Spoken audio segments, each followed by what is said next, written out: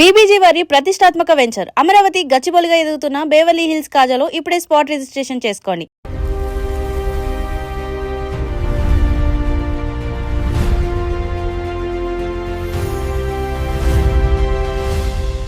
నమస్తే, ధాత్రి టీవీకి స్వాగతం.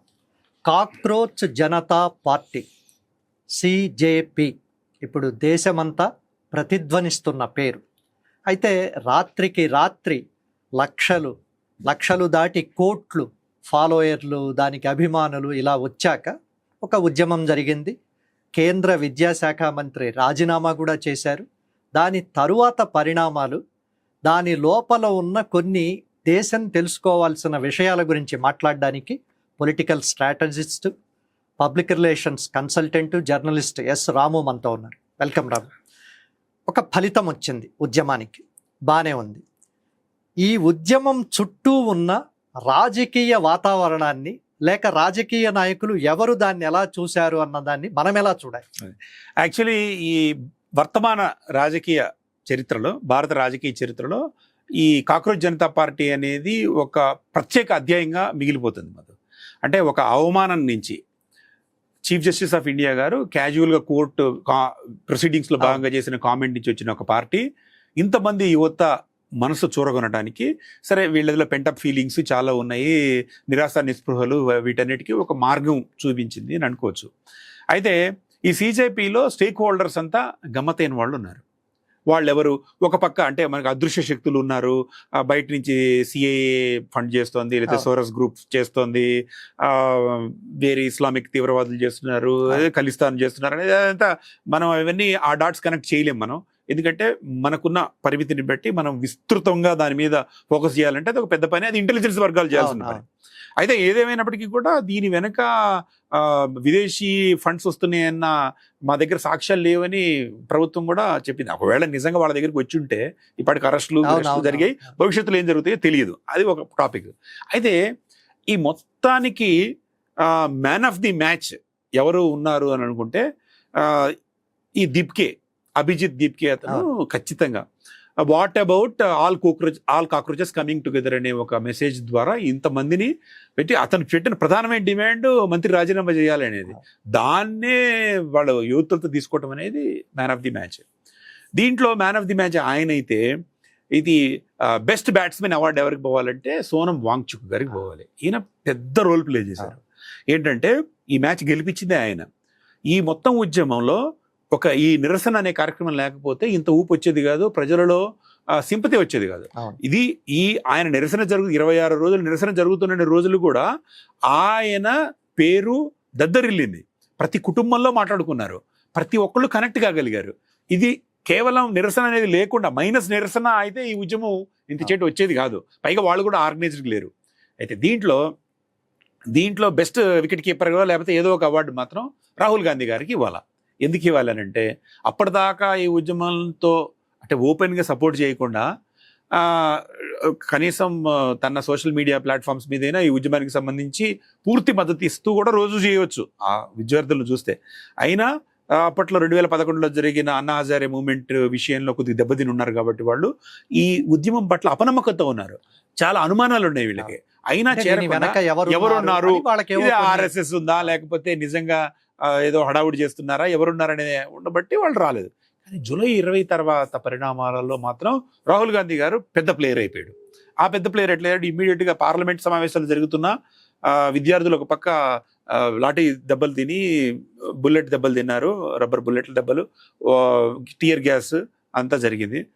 ఆ టైంలో పప్పు అనే అధికార పక్షం అనే రాహుల్ గాంధీ గారు ఒక స్ట్రాటజిక్గా ఏం చేశాడంటే ప్రధానమంత్రి నివాసం ముందుకెళ్ళి కూర్చున్నారు. దానివల్ల ఏమైందంటే ఈ మొత్తం ఉద్యమం మొత్తాన్ని పొలిటికల్ హైజాక్ అయిందని మాత్రం ఖచ్చితంగా చెప్పవచ్చు. అయితే ఈయన కూడా ఒక 2-3 ఏళ్ల నుంచి కూడా నీట్ ఎగ్జామ్స్ గురించి మాట్లాడుతున్న వాళ్ళలో దీప్కే కన్నా ముందు రాహుల్ గాంధీ గారు ఉన్నారు. ఇట్లా ఈయన తక్కువ అంచనా వేయడానికి లేదు. ఆ తర్వాత పరిణామాలన్నీ కూడా ఉద్యమ ఉధృతిని మాత్రం బాగా పెంచినాయి. ప్రభుత్వం ఎట్టి పరిస్థితుల్లో తల ఒగ్గాల్సి వచ్చింది. 3 సార్లు ముఖ్యమంత్రిగా, 3 సార్లు ప్రధానమంత్రిగా ఉండి తను అనుకున్నది మాత్రమే చేసి తన ప్లాన్ ప్రకారమే వెళ్ళే ఒక మనిషి, ఒక రాజకీయ సహచరుణ్ణి అత్యంత సన్నిహితుడైన ఒక మంత్రిని పోగొట్టుకుని రావడం చాలా రాష్ట్రాల్లో బీజేపీ గెలవడానికి మూల కారణమైన కీలక భూమిక పోషించాడు. ఎక్కడ పోయినాడు వ్యూహకర్త. బెంగాల్లో కూడా అతని పాత్ర చాలా ఉంది. ఇంకొకటి ఏంటంటే RSS కి కావాల్సిన నిధులు సమకూర్చడంలో కూడా ఆయన పాత్ర ఉందని అంటారు, అది మనకు తెలియదు. But he's a very very key member in the entire కాషాయ్ బ్రిగేడ్ అనమాట. అలాంటి వ్యక్తిని ప్రధానమంత్రి వదులుకునేటట్టు చేయటం ఒకటి. రెండోది, ప్రధానమంత్రి గారు అర్ధరాత్రి పూట కూడా రీల్స్ చేసే పరిస్థితి రావడం. ఇదివరకు దాకా ఎక్స్లో ఉన్న ప్రధానమంత్రి ఇప్పుడు ఇన్స్టా బేస్డ్ చేయాలని మంత్రులకు కూడా పిలుపునిచ్చే పరిస్థితికి రావడం, ఇదంతా ఇంకొకటి చర్చ జరగడం నీటి మీద, ఈ పేపర్ లీక్ మీద, ఆ బిల్లు మీద చర్చ జరగడం. సరే, చర్చలో సరైన దిశగా పోలేదు. అక్కడ రాహుల్ గాంధీ గారు రెచ్చగొట్టేటట్టు పొలిటిసైజ్ చేసేటట్టు చేశారు. ఆ తర్వాత ప్రియాంక గాంధీ గారు కూడా ఆమె యాడ్ చేయాల్సింది ఆమె యాడ్ చేశారు. ఇదంతా వేరే విషయం. అయినా ఒక ఉద్యమము, దాని చుట్టూ స్టేక్ హోల్డర్స్, ఒక గమ్మత్తైన రాజకీయ వాతావరణము, అంటే ఇంకా ఎలక్షన్స్కు 3 సంవత్సరాల దూరంలో ఉన్నా ఇప్పుడే ఎలక్షన్స్ తరహా ఉద్వేగభరితమైన వాతావరణం వచ్చింది. దీనికి కారణం ఏంటంటే పంజాబ్, ఉత్తరప్రదేశ్ లాంటి 2 కీలకమైన రాష్ట్రాల్లో జరిగే ఎన్నికలు జరగబోతున్నాయి. ఇవి మాత్రం ఇప్పుడు గతంలో లాంటి ఎజెండాలు లేకుండా ఈసారి ప్రచారం జరగబోతోంది. మనం ఇమాజిన్ చేస్తే లాస్ట్ టైం ఎలక్షన్స్ లో ఎవరైనా విద్యార్థుల గురించి మాట్లాడారా? అసలు విద్యార్థుల సమస్యల గురించి మాట్లాడలేదు. కానీ ఇప్పుడు జరగబోయే పంజాబ్, యూపీ ఎలక్షన్స్ లో ప్రతి ఒక్కళ్ళు ఖచ్చితంగా జెన్జీ గురించి, విద్యార్థుల గురించి, వాళ్ళ శ్రేయస్సు గురించి మాట్లాడాల్సిన పరిస్థితిని మాత్రం ఈ CJP తీసుకొచ్చిందని మాత్రం చెప్పొచ్చు. ఇక్కడ రాజకీయ పార్టీలు CJPని చూసి ఏం నేర్చుకోవాలి? CJP గురించి నేర్చుకోవాల్సింది చాలా నిజానికి ఉంది. CJP అంటే వాళ్ళకున్న అడ్వాంటేజ్ వాళ్ళకుంది. ఇప్పుడు ఈ రాజకీయ పార్టీలు అంటే వీళ్ళకు ఒక సిద్ధాంతాలు ఉన్నాయి. ఆ సిద్ధాంతాల పరిమితికి బట్టి వాళ్ళు చేయాలి. పైగా వాళ్ళ క్యాడర్స్, వాళ్ళ లీడర్స్, ఒక వ్యవస్థ, అది వాళ్ళకి వ్యవస్థీకృతంగా ఉన్నారు వాళ్ళు. కానీ CJPకి అలాంటి బ్యాగేజ్ ఏం లేదు. CJP ఒక సింగిల్ పాయింట్ ఎజెండాతో దూసుకొచ్చింది. వాళ్ళకి మొబిలైజేషన్ ఆఫ్ పీపుల్ ఎట్లా అనేది ఆల్రెడీ ఖచ్చితంగా పాఠాలు నేర్పింది. ఎట్లా అంటే ఇన్స్టాగ్రామ్ బేస్డ్గా జరిగిన పెద్ద ఉద్యమం ఇది. ఇప్పుడు అప్పట్లో 2009-10 ఆ ప్రాంతంలో జరిగిన అరబ్ స్ప్రింగ్లో ఫేస్బుక్ను వాడుకున్నారు ఎక్కువ వాళ్ళు. ఆ తర్వాత భారత రాజకీయ చరిత్రలు చూస్తే ఎక్స్ అంటే ట్విట్టర్ని వాడుకొని ప్రతి పొలిటీషియన్స్ ముందుకెళ్తున్నారు. ఎందుకు చంద్రబాబు నాయుడు గారు ఒక 20 ఏళ్ల క్రితం అందరికి మెయిల్స్ పంపించేవాళ్ళు. మెయిల్స్లో నుంచి ప్రచారం జరిగేది. అది మెయిల్స్, ఫస్ట్ ఫేస్బుక్, మెయిల్స్, ఆ తర్వాతనేమో ట్విట్టరు. ఇంకొద్దిగా ముందుగా అడిగి వెళ్ళి సాంకేతిక పరిజ్ఞానాన్ని దొరకబుచ్చుకొని ఆ యువకులు తమ వినూత్నత్వాన్ని, నిస్పృహను, సృజనాత్మకతను వీటన్నిటిని మేళవించి ఇన్స్టాగ్రామ్లో రీల్స్ చేసి, ఇన్స్టాగ్రామ్లో రీల్స్ ప్రతి ఒక్కళ్ళ మెదళ్ళని యాక్చువల్లీ షేక్ చేసింది మధు. దాని ఎఫెక్ట్తో ఇది జరిగింది. కాబట్టి ప్రజలని మొబిలైజ్ చేయాలంటే ఒక రీజనబుల్ అంశం ఉండాలి. ఆ అంశానికి సంబంధించి జనాన్ని సమీకరించడానికి కావాల్సిన కొన్ని పదాలు వాడాలి. అట్లానే ఈ దృశ్య మాధ్యమాలు ఎట్లా వాడాలి అనేవి ఈ పొలిటికల్ పార్టీలు తీసుకోవాలి. అయితే పొలిటికల్ పార్టీస్ ఆల్రెడీ ఆ పని చేసినవి. ఏదేమైనా కూడా ఈ CJP ఉద్యమం అనేది భారత రాజకీయ చరిత్రలో భారత ప్రజాస్వామ్యం పట్ల యువకులు ఒక ఆలోచన చేస్తున్నారు అని చెప్పడానికి ఒక ఉదాహరణగా మాత్రం నిలిచిపోతుంది. CJP భవిష్యత్ ఎలా ఉంటుంది? CJP భవిష్యత్తు కొన్ని కీలకమైన అంశాల మీద ఆధారపడి ఉంటుంది. First and foremost clear the clutter లాగా వాళ్ళు చిత్తశుద్ధితో మేము భారతదేశంలో యువకుల కోసమే పోరాడుతున్నాము అనే దాన్ని నిరూపించుకోగలిగారు. సీజర్స్ వైఫ్ అని ఒక ఇడియం ఉంటుంది. ఏంటంటే సీజర్ వైఫ్ తను పతివ్రతే, కానీ పతివ్రతను నిరూపించుకోవడానికి కూడా ఆ ప్రవర్తన కూడా అట్లా ఉండాలి. అట్లా కాకుండా తాము ఇతరుల చేతుల్లో మేము ఒక పావులాగా ఉన్నాము, తోలుబొమ్మలాగా ఉన్నాము అనే కలర్ వస్తే మాత్రం యంగ్స్టర్స్ ఎవరు నమ్మరు. ఎందుకంటే ఈ ఉద్యమాల్లో పాల్గొన్న యంగ్స్టర్స్ చాలా మంది కూడా ఆల్రెడీ రాజకీయ అనుబంధ సంస్థల నుంచి వచ్చిన వాళ్ళే.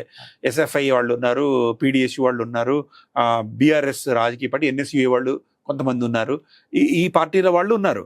వీళ్ళందరూ కూడా ఎప్పుడైతే వీళ్ళ సిద్ధాంతాలు బాగలేదు, వీళ్ళు వేరే వాళ్ళ చేతిలో పడి లేకపోతే ఎవరి దగ్గర డబ్బులు తీసుకొని చేస్తున్నారు అనుకుంటే మాత్రం విచ్ఛిన్నమైపోతుంది. ఫస్ట్ పాయింట్, తమని తాము చిత్తశుద్ధితో నిరూపించుకోవాలి.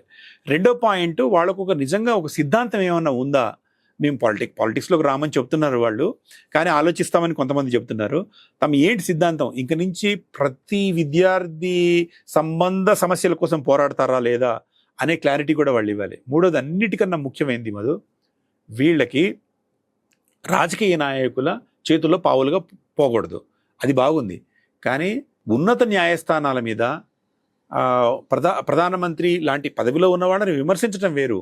కానీ నీ సంగతి చూస్తాను, నిన్ను పదవిలోంచి తీసేస్తాను, నువ్వు రీల్స్ బాగా చేసుకుంటున్నావు, నువ్వు ఇన్ఫ్లుయెన్సర్గా ఉండు, అదే నీకు సెట్ అవుతుంది, ప్రధానమంత్రి పదవికి రాజీనామా చేయి అని లూజ్ టాక్ చేయటం. కానీ అట్లానే మనం ఎంత లేదన్నా కూడా భారతదేశ ప్రజలకి మన న్యాయ వ్యవస్థ మీద నమ్మకం ఉంది. మనం ప్రజాస్వామ్యంలో ఉన్నంత కాలం న్యాయ వ్యవస్థ చెప్పినట్టు వినాల్సిందే.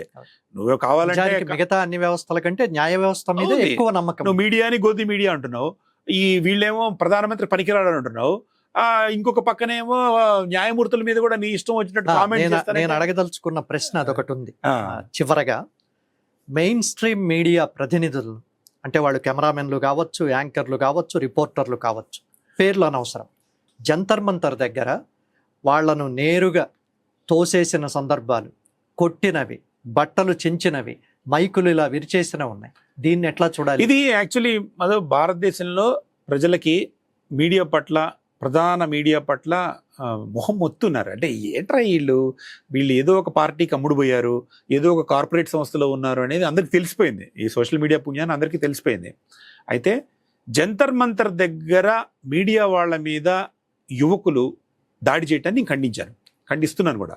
ఎందుకంటే యువకులు రక్తము, వాళ్ళ యువ రక్తము, ఉడుకు రక్తం, అదంతా ఓకే, బాగుంది. కానీ వాళ్ళు అర్థం చేసుకోవాల్సిన అంశం ఒకటి ఉంది. మీరు అన్ని వ్యవస్థలు పనికిరావు అంటారు, ఓకే, అన్ని ఎవరైనా మారుస్తానంటారు, ఓకే, మార్చండి, బాగానే ఉంది, వీ వెల్కమ్ ఇట్. కానీ ఒక జర్నలిస్టు అనే మనిషి అక్కడ కవర్ చేయడానికి వచ్చిన వాడు అతని పరిమితులు ఏంటి అనేది అర్థం చేసుకోకుండా అతను అటాక్ చేస్తే ఎట్లా? చూడండి, ఒక సంస్థ ఉంది, ఆ సంస్థని ఏదో కార్పొరేట్ సంస్థ కొనింది, ఆ కార్పొరేట్ సంస్థ చెప్పినట్టు చేస్తుంది. ఆ కార్పొరేట్, ఇప్పుడు ఫర్ ఎగ్జాంపుల్ ఈ అభిజిత్ దిప్కే గారికి మైక్రోసాఫ్ట్లో ఏదో పెద్ద ఉద్యోగం ఇచ్చామండి, మైక్రోసాఫ్ట్ పాలసీలకి వ్యతిరేకంగా పోగలడా ఆయన? ఇప్పుడు ఈ జర్నలిస్ట్ కూడా ఏంటి, ఒక డ్యూటీ వేశారు, నీ బీటు జంతర్ మంతర్ బీటు బాబు, వెళ్ళి వీడియో తీసుకురా అంటే, ఈ పొలిటికల్ చాలా చేశాం కదా, మనకి ఐడియాస్ వేరే ఉండొచ్చు, కానీ మన మేనేజ్మెంట్ కి సంబంధించిన ఆ పరిస్థితులు వాటిని బట్టి మనం ఉంటాం. అంతే తప్ప ఈ మేనేజ్మెంట్ మోడీ గారికి దగ్గర, ఈ మేనేజ్మెంట్ అదాని గారికి దగ్గర కాబట్టి నేను కొడతానని వాళ్ళని కొట్టడం, ఇది దారుణం. అయితే ఒకటి, ఈ వీళ్ళందరూ కూడా యాక్చువల్లీ దీంట్లోకి వచ్చిన లీడర్స్ కూడా ఇంపార్టెంట్ మధు. అతనేమో పిఆర్ బ్యాక్గ్రౌండ్ నుంచి వచ్చిన అబ్బాయి అభిజిత్ దిప్కే, ఇంకా మిగతా వాళ్ళు జర్నలిజం బ్యాక్గ్రౌండ్ బోస్టన్ లో అది చేస్తున్నది అదే, అదే జర్నలిస్ట్ ఉన్నాడు. ఇట్లా కొంతమంది ఐఐటీలో చదువుకున్న వాళ్ళు ఉన్నారు. వాళ్ళు ఇలాంటి పనులు చేయకూడదు. జర్నలిస్ట్ని కొట్టడం అనేది తప్పు కదా. ఇప్పుడు నీకు ప్రభుత్వం మీద కోపం ఉంటే కానిస్టేబుల్ కొడితే తప్పు కదా. అది వాళ్ళని మొత్తం ప్రపంచానికి చూపించింది మీడియా కదా. అయితే ఒకటి, మీడియాలో ఉంటాయి అన్ని రకాల వాళ్ళు ఉంటారు, నిన్ను మాత్రమే సమర్థించే వాళ్ళు ఉంటారు కదా. బట్ దట్ ఈస్ నాట్ ఇందాక మనం మాట్లాడుకున్న దాంట్లో, నీవు మోదీని తిట్టు, ఓకే, ప్రభుత్వాన్ని తిట్టు, ఓకే, కార్యనిర్వాహక వ్యవస్థను తిట్టు, ఓకే, అంటే పోలీసులను తిట్టు, ఓకే, నువ్వు న్యాయ వ్యవస్థను తిడతాను, న్యాయ వ్యవస్థ పనికిరానిది, చెత్తది అనే ప్రచారం చేస్తాను, ఈ మీడియా మొత్తం వేస్ట్ అంటాను అని, ఇలాంటి ధోరణి కూడా ఇందాక మీరు అన్నారు కదా, వీళ్ళు ఏం చేస్తే బాగుంటుంది, ఇది ఒక బుర్ర పెట్టి ఒక పద్ధతి ప్రకారం అన్ని వ్యవస్థల మీద మనం ఎట్లా ఉండాలి అనేది ఉండాలి. అట్లే కాకుండా అవగాహన ఉండాలి.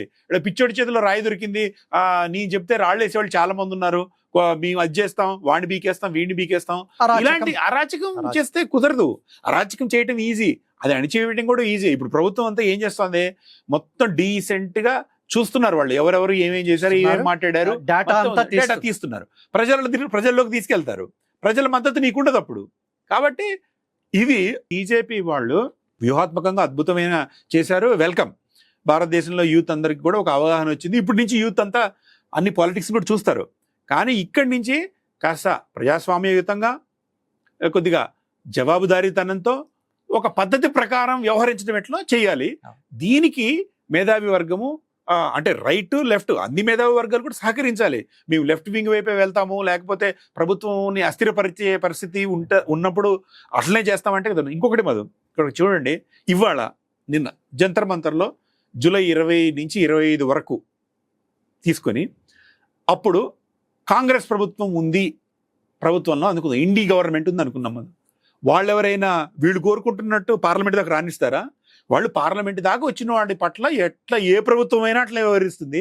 ఒకటి, ఏ ప్రతిపక్షమైనా అట్లే వ్యవహరిస్తుంది. రాహుల్ గాంధీ గారు ఇవాళ మాట్లాడినట్టే ప్రభుత్వం వాళ్ళది కాకపోతే బీజేపీ వాళ్ళు అంతే మాట్లాడారు. అప్పుడు అన్నా హజారే మూవ్మెంట్ అప్పుడు అట్లే మాట్లాడారు కదా.